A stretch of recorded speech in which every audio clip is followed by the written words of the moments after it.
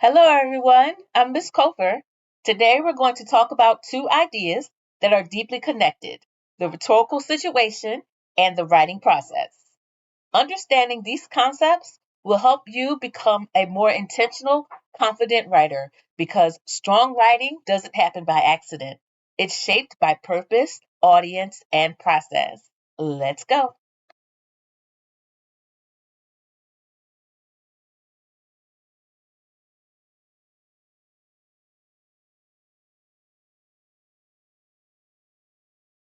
The rhetorical situation is made up of five key elements: purpose, audience, topic, writer, and context.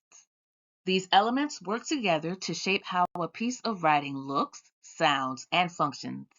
When you understand them, you can make better choices as a writer.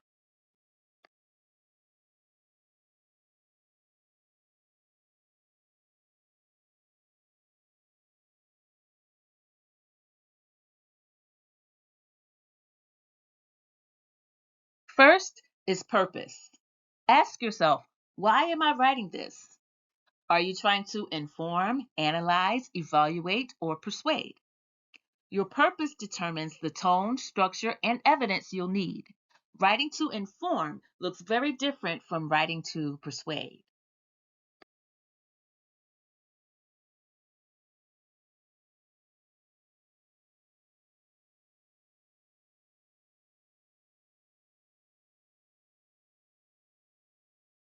Next is audience. Every audience brings their own experiences, expectations, and biases. Writing effectively means thinking about what your audience already knows, what they value, and what they need explained more carefully. Writing for a professor is different from writing for a friend, and academic writing requires that awareness.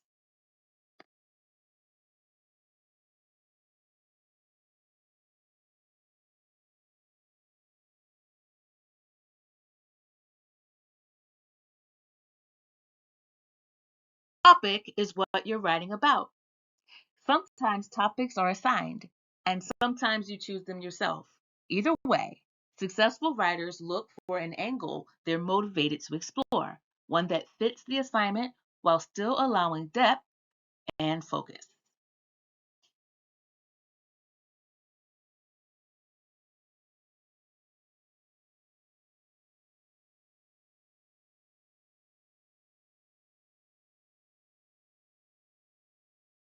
The writer is also part of the rhetorical situation.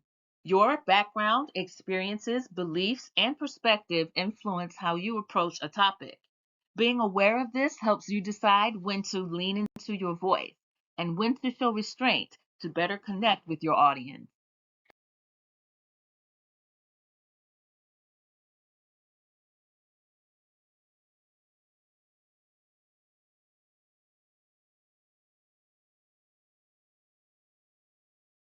Finally, there's context.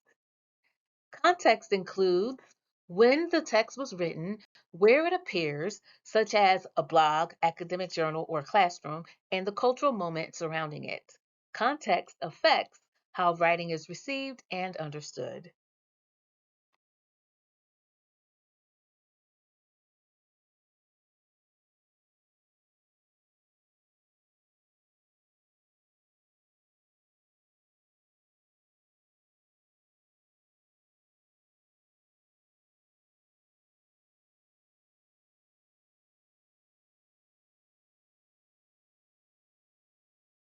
One of the most important things to understand about the writing process is that it is recursive, not linear.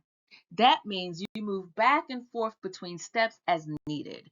Writing is not a straight line, it is a cycle.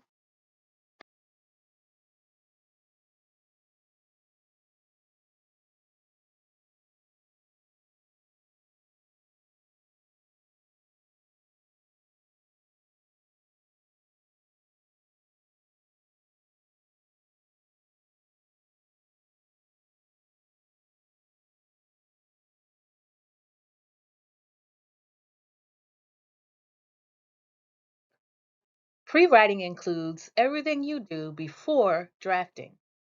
thinking, brainstorming, note taking, outlining, and researching. Even though it's listed as the first step, pre writing happens throughout the entire writing process as your ideas evolve. Brainstorming is about generating ideas freely and without judgment.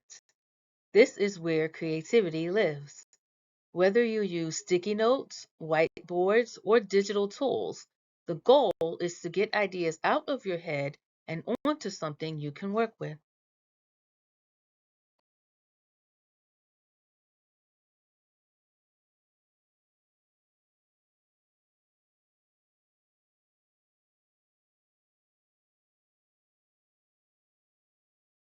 Mind mapping is a more structured form of brainstorming. You start with a central idea and branch outward, visually showing how ideas connect. This helps you see relationships between concepts and organize your thinking before writing.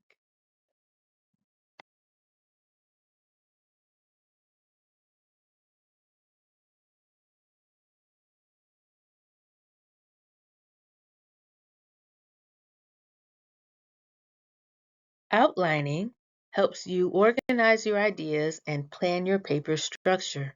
You don't need full sentences, just clear points that support your thesis or purpose. And remember, your thesis may change as you outline. That's a normal and healthy part of the process.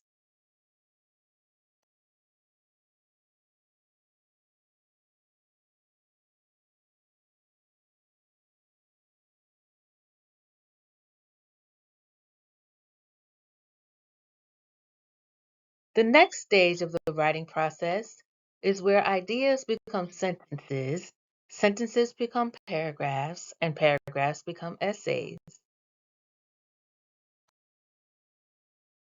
When drafting, focus on explaining and supporting your ideas clearly. Don't worry about perfection. Writing itself often generates new ideas.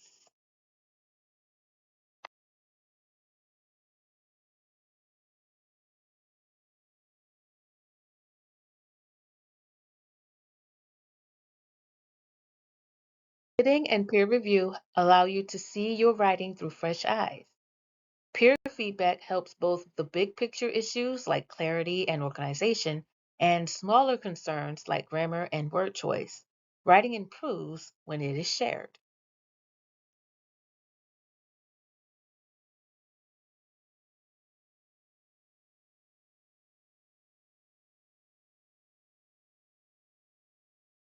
Is where strong writing is made. This is when you think carefully about your reader. Do they need more explanation? Are ideas clearly connected? Is the organization effective? Revision is about refining meaning, not just fixing mistakes.